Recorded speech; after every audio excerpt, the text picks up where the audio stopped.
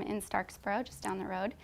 And we're going into our 4th season in production, and we've been involved in social media just for about a year and a half at this point, so we're pretty new. I was pretty anti-social media, kind of vehemently, actually. And then I came to a workshop last year at the NOFA conference on, it was on marketing within a farmer's market. And it totally shifted my view on social media. And so what I decided to do was actually create a marketing plan that involved social media, because that's what all my friends were on, and I realized that's where my customers were too. So in preparing for this little talk, I was talking to other farmers and said, why are you or are you not using social media? What do you find difficult about it? And over again, it's just like, oh, I know I have to do it, but it's huge and it's big and there's so many platforms and so many people, and I just don't have the time. And that's exactly how I was feeling. So I sat down and figured out what exactly I was going to do with social media, and I've figured out a way to be able to fit that into my farming schedule relatively easily. So I'm going to run you guys through that process that I went through, and hopefully it'll be helpful for you as well. So we are on social media at Footprint Farm, and I've kept that consistent through our platform so that you can find us anywhere. And the first step that I went through, oh, and I do want to say that I have found this to be incredibly helpful. I actually was going to put the timer onto my phone here and saw a new CSA sign up from our Instagram post that we put up a couple of days ago. So it is really helpful. I've also entered into this really amazing community of other farmers. I met these guys on social media, so I find value in it, and I think it's a fun thing to do.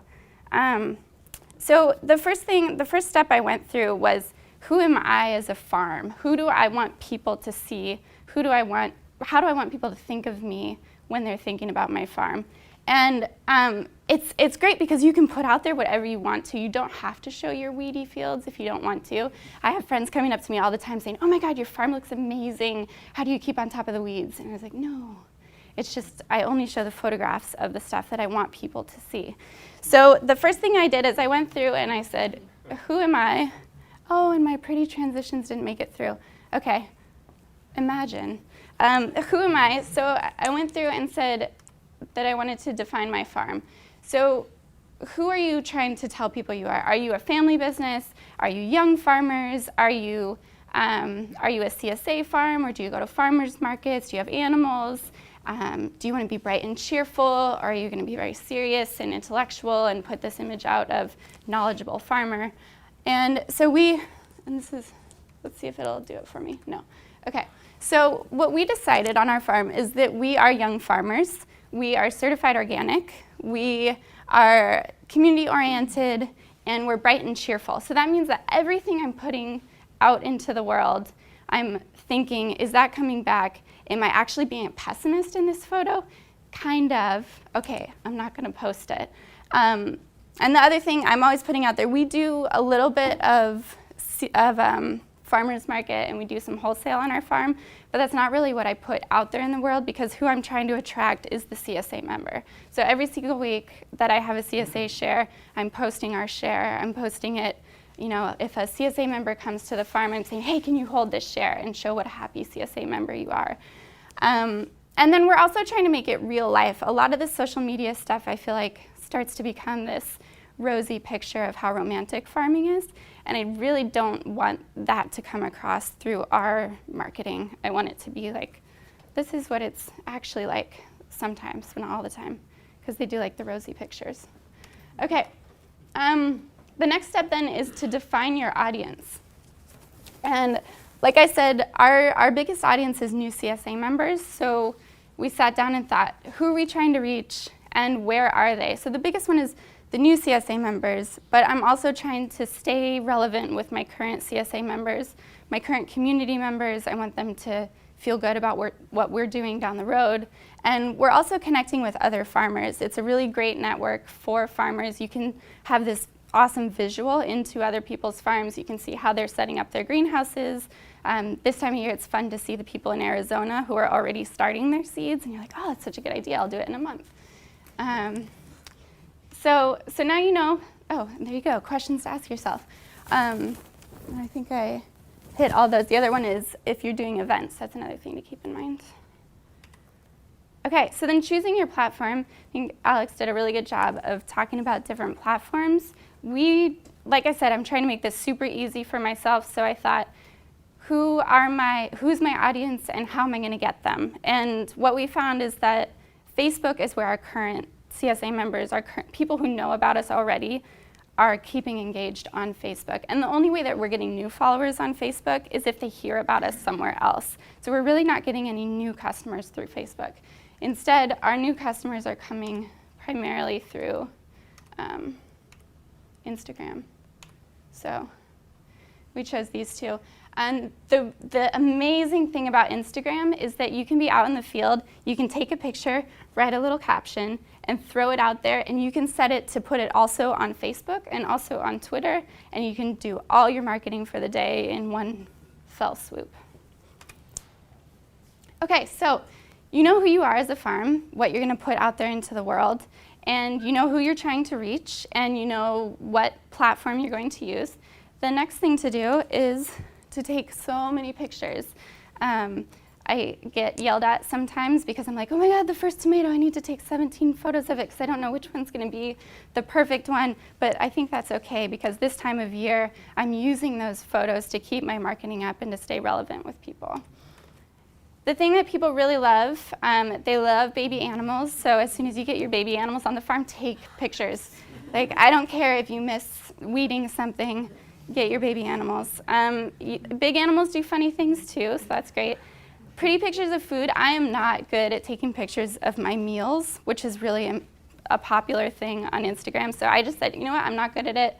I can never get the lighting right. These guys are really good at it, so I'm hoping they'll show some of that. But no, I'm not doing it. And then the thing that makes people really go wild, especially for farms, is pictures of people. So when I'm feeling like I'm in a slump, that's the time where I forced Jake to take a cute little couple picture with me with our dog, and that's when that goes up on social media.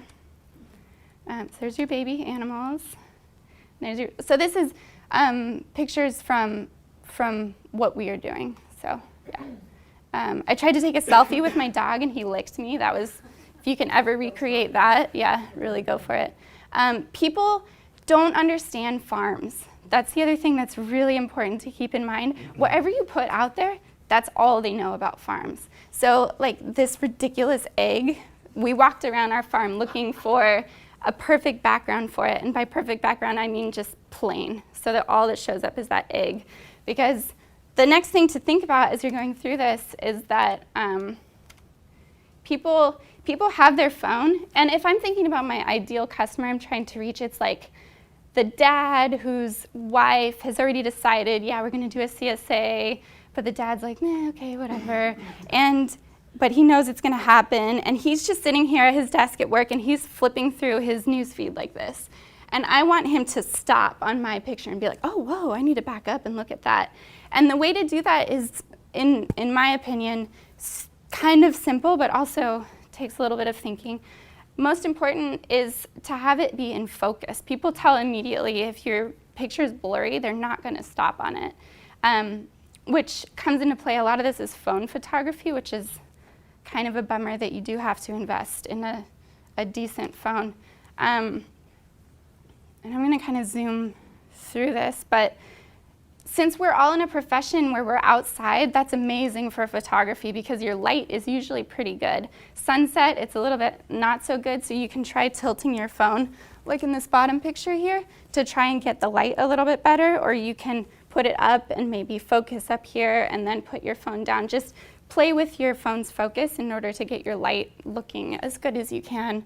And the other thing is to keep it simple. I try to keep my backgrounds really simple and not too busy. If I'm trying to take a picture of a chicken, I want it to be a chicken and then like a greenhouse, not a chicken and then all the other chickens, because it's hard to focus on something when there's a lot of things to look like. Alex talked about the grid lines. which I think are super important. If you get inside the head of somebody who's flipping through, human brains look at things along these grid lines. So if you can get your subject split up like this bee is, I didn't take this picture, but if you can have, this one's blank, this one's the bee, and that one's the flower, that's really great. Or just align if you're taking a picture of a person or somebody, try to get them lined up right on that line, either horizontal or vertical. Okay, so you've got your pictures and you're ready to put them out there in the world. And I keep three different types of posts in mind when I'm putting something out there. So we've got this guy who's a dad, and his wife really wants a CSA share, and he's like, nah, whatever. But then the wife is out there, and she's looking at her Instagram, and she's like, oh my God, look what my farmers are doing today. Isn't this so cute? And she's going to her yoga class, and she's like, look at what my farmers are doing. I'm eating this organic produce. It's so cute. Seriously, guys, this is what you got to do. And so the first one is what's happening right now, and we talked about hashtags. So WHN is what's happening now, and I found that to be the most effective thing for engaging my current customers and also my future customers. And it's just, like I said, they don't know what farming is like, and so they just feel so happy and so special to feel connected to what you're doing. And food is such a visceral thing. They just love to get into what you're doing. So we put up a high tunnel this fall, and every day that we worked on it, we posted a picture of where we got to, and then people were out there cheering for us, and that's really fun. This is a great educational tool, especially in farming. So we were making maple syrup and showing how you grade it. And again, here's the thirds. There's the person. That's on one side. This is blank. Yeah. And we also, again, going back to reality of farming, some days it just sucks. And that is also really, really important for people to see. And also they really like to engage with that. The second thing I do is I'm out there taking so many pictures, so I keep them on hand. And I kind of consider them to be my secret weapons. Oh, you liked that picture, but I have this picture of pigs humping that I'm going to let out on you, and you're just not going to know what's happening. So TBT as a hashtag, that's a throwback Thursday. So if it's a Thursday and it's raining and there's nothing good to take a picture of, you can get something that you already have on your computer, on your phone, and put that out. Right now it's snowy and cold, so on a Thursday I could put up a picture of a tomato and say, Throwback Thursday to when it was so beautiful outside. This is chicken poop bingo. So this is when you're posting an older picture that's not immediately relevant to the day in your life, it's nice to have a clever little caption, because that guy he's flipping through, and he stops because he's like, what is that? And then he reads the caption, and the big winner is 80. Yeah, 80. And then they're like, oh, haha, funny. And then they like it, and then they go and they tell somebody else about it. And then you get a new CSA member. So this is just a random pig butt, but I noticed that it had a spot on its tail that looked like an elephant. That was nice. And seriously, the pig's humping. That was hashtag hump day on a Wednesday when I didn't have anything else. And the third type of post that I use, but I don't use that often because I don't find that it really speaks to my followers very much, is the announcement post. So like I said, we just got a CSA member from a post that I did, and that was a couple days ago saying, oh, the early bird special in our CSA share is almost over. Make sure you sign up soon. And I have a link to our CSA sign up page. And these are nice ones where you kind of want to craft the photograph. You want something with a neutral background, like that egg one. So you'd have the egg here and then the neutral background, and that's where you could put text, oh, there's our first tomato of the year. So that was announced, that had happened a few days before, and we'd given all the tomatoes to our CSA, but then we were announcing that we would have the first tomatoes of the year at the farmer's market the week later. Announcement photo. Florette, I don't know if you guys are going to talk about her, but okay, no. Yeah, you should follow her. She's like social media goddess. She's a flower farmer. And she, through Iconosquare, which is the app that tells you how people are interacting with you on Instagram, she has found that the pictures that people like the most are her holding flowers at sunset. So every time she has something really important to announce, her holding flowers at sunset, big news, you stop on that, you look at it, you find out what her big news is. And it's probably an awesome blog post about sweet peas. This is Fat Toad Farm in Vermont.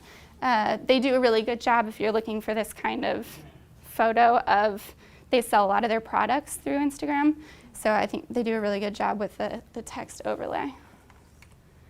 And so that's basically what I do. I think I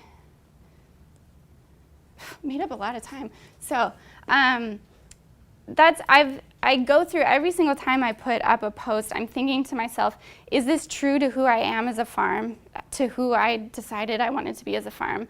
Is this going to speak to one of my customers? Is that guy now, because of my photograph, saying to himself, yeah, I got to get in on some of those vegetables?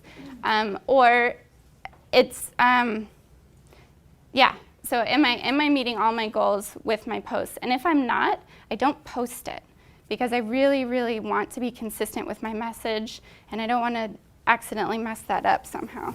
And I just put up here a couple of apps that I like, that if you see somebody doing something interesting on Instagram, it's probably one of these apps that they're using. They're not just being super clever with their camera. This one, if you're looking for inspiration, someone just told me about this the other day, and I'm so nuts about it. Canva, it's not an app, it's a website, and it's for, you can click a layout, and it will help you put picture and text over it. It's really great for newsletters or posters, anything you want to do. But I find that it's really nice. You can just look at there and see what's popular on visual media right now. So I find that that's a really nice tool for inspiration. And then just follow people you like. If you start to go through Instagram and you see photographs that make you stop, figure out what it is that makes you stop and try and recreate that. Yeah, and then I didn't make copies, but if anybody wants it, that's my email address and I can send it out. That's it.